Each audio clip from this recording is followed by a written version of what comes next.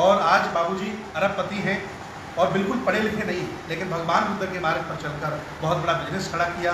यह देखिए आपके सामने शख्सियत खड़ी हुई है जिन्हें कल्लू कभी कहा जाता था, आज हम लोग करुणाकर बौद्ध कहते हैं। वो हमारे लिए सम्मान की बात है। पढ़ाई कितनी हुई है? हम कभी नहीं गए, स्कूल ही नहीं गए। अच्छा, जितना आज ये आपका संपत्ति है, ये पुरखों की कितनी है? इसमें से कुछ नहीं, पुरखों की कोई जमीन नहीं है। यही व्यक्ति अगर हमारा मंदिरों के बाहर बैठा रहता और देवी देवताओं के चक्कर में बैठा रहता तो आज वो अपना झोपड़ा तक नहीं बना पाता।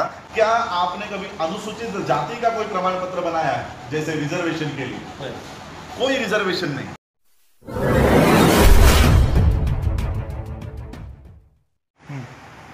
जय भीम, नमो बुद्धाय। आज से बहुजन मैत्री सम्मेलन के दूसरा चरण जो है वो शुरू हो रहा है और आज पहला कार्यक्रम हम बछरवा रायबरेली के लिए निकले हैं और भंते जी ने हमें एक ऐसे शख्स से मिलाया है जिन्होंने कभी स्कूल की दहलीज नहीं चढ़ी होगी, लेकिन बाबा साहब को, बुद्ध को फॉलो करते हुए आज उत्तर प्रदेश में एक बहुत बड़ी हस्ती है। इनकी प्रॉपर्टीज हमने अभी यहाँ देखी है तो पूरा नगर ही इनका है, पूरा नगर जहाँ पर लोगों को इन्होंने रेंट पे घर दे रखे हैं। ये आलीशान बुद्ध विहार लखनऊ में बनाया हुआ है। एक पैसा किसी से नहीं लेते हैं वो, बल्कि दूसरों को देते हैं। तो इस तरह की शख्सियत आज हमारे साथ है। मैं बंते जी से गुजारिश करूंगा कि आप इनका इंट्रोडक्शन हमें करा दीजिए और लोगों को ये पता चले कि हमारे कितने लोग किस तरह से बाबा साहब को और बुद्ध को फॉलो करते हुए आज एक अच्छा जीवन जी रहे हैं। सम्मानित मुल्क के मालिकों में बहुत भिक्षु सुमित रतन आदरणीय करुणाकर बौद्ध जी हमारे साथ हैं और आज के 30 साल पहले, 35 साल पहले ये लखनऊ आए थे। बिल्कुल शिक्षा नहीं है, लेकिन भगवान बुद्ध का दर्शन, उनका मार्ग और बाबा साहब का आंदोलन समझकर उन्होंने आर्थिक आंदोलन पर कदम रखा। आज इनके पास बहुत बहुत बड़े 2-3 शोरूम हैं, करोड़ों की प्रॉपर्टी के शोरूम है और इन्होंने छोटे छोटे प्लॉट लेकर के, इनका सपना था कि जब हमारे कर्मचारी रिटायर होकर के या नौकरी करने के लिए ज़िले में आते हैं तो उनको रहने के लिए सस्ते घर नहीं मिलते। जब बच्चे पढ़ने के लिए शहर में आते हैं तो उनको रहने के लिए घर नहीं मिलता। इस पर्पज से उन्होंने सपना बनाया कि हम हज़ारों लोगों को रहने के लिए घर बनाएंगे और आज इस मोहल्ले में इनके पास लगभग 100-200 कमरे होंगे जिनमें लोग किराए पर रहते हैं। और आज बाबूजी अरबपति हैं और बिल्कुल पढ़े लिखे नहीं, लेकिन भगवान बुद्ध के मार्ग पर चलकर बहुत बड़ा बिजनेस खड़ा किया।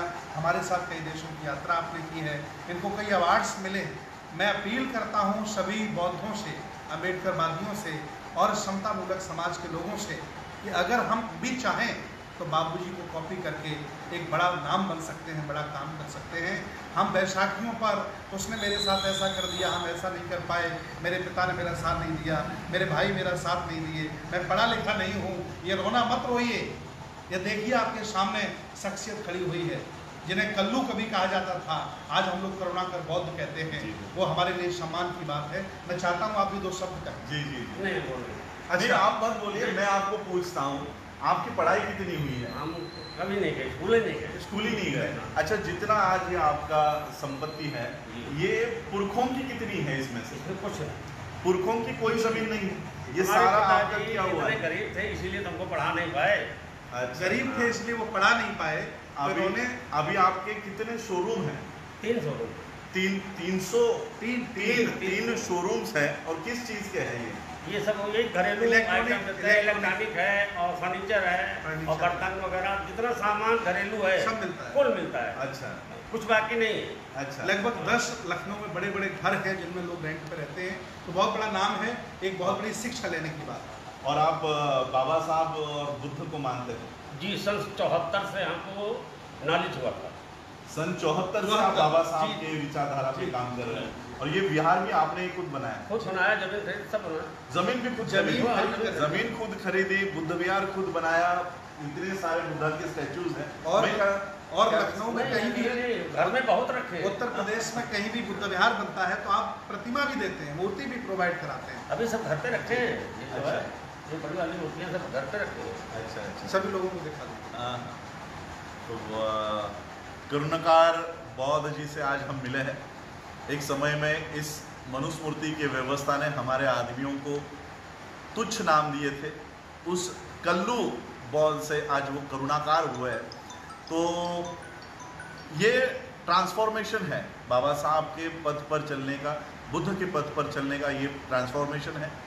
पूर्वजों की कोई प्रॉपर्टी नहीं है। वो कहता है कि माँ बाप गरीब थे इसलिए तो हम पढ़ नहीं पाए, लेकिन आज उनकी आने वाली जनरेशन्स इस देश के ऊपर एक बहुत बड़ा नाम छोड़ कर जाएंगी, कमा कर जाएंगी। इन्होंने इतनी संपत्ति यहाँ पर उनके काम की वजह से इतनी संपत्ति इकट्ठा कर ली है। लोग 100-200 घर उन्होंने बनाए हैं। सोचिए, जो माँ बाप अपने बच्चों को पढ़ाई लिखाई नहीं करवा पाए, इतना पैसा नहीं था, आज उन्होंने अपनी 100-200 प्रॉपर्टीज बनाई है केवल बाबा साहब के विचारधारा पर काम करते हुए। यही व्यक्ति अगर हमारा मंदिरों के बाहर बैठा रहता और देवी देवताओं के चक्कर में बैठा रहता तो आज वो अपना झोपड़ा तक नहीं बना पाता, लेकिन बाबा साहब के विचारधारा पर चलते हुए आज इतनी बड़ी प्रगति हमने की है। ऑन द वे हम लोग रायबरेली के लिए हैं और बछरवा में हमारी मुलाकात करुणाकार बौद्ध जी से हुई। लखनऊ के फर्स्ट फेज़ के कार्यक्रम में आप शामिल थे और आज उन्होंने हमें चाय के लिए घर पे बुलाया है।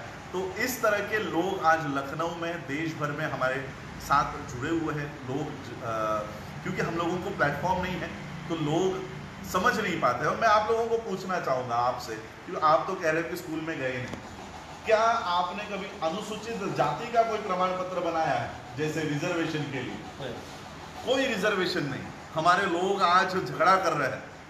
बौद्ध जो बने हैं वो एससी बनने के लिए, जाति का लगाने के लिए कि हमको रिजर्वेशन चाहिए। रिजर्वेशन अगर मिलेगा तो ही हमारी प्रगति होगी।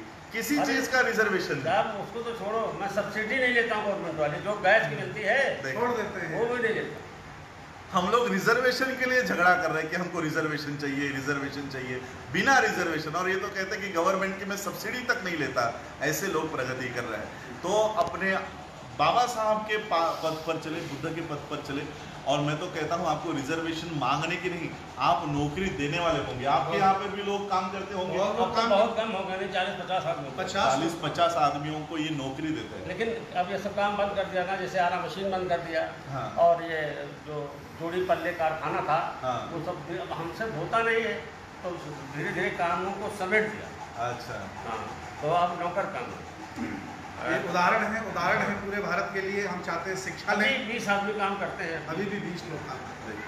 ठीक है। तो एंटरप्रेन्योरशिप की ओर भी हम लोगों को बढ़ना है, व्यवसायिक बनना है और बाबा साहब की बुद्धि की विचारधारा बढ़ानी है। यही आज आप लोगों को संदेश है। और बहुजन मैत्री सम्मेलनों के कार्यक्रमों में आप लोग ज़रूर शामिल होइए। जय भीम, नमो बुद्धाय।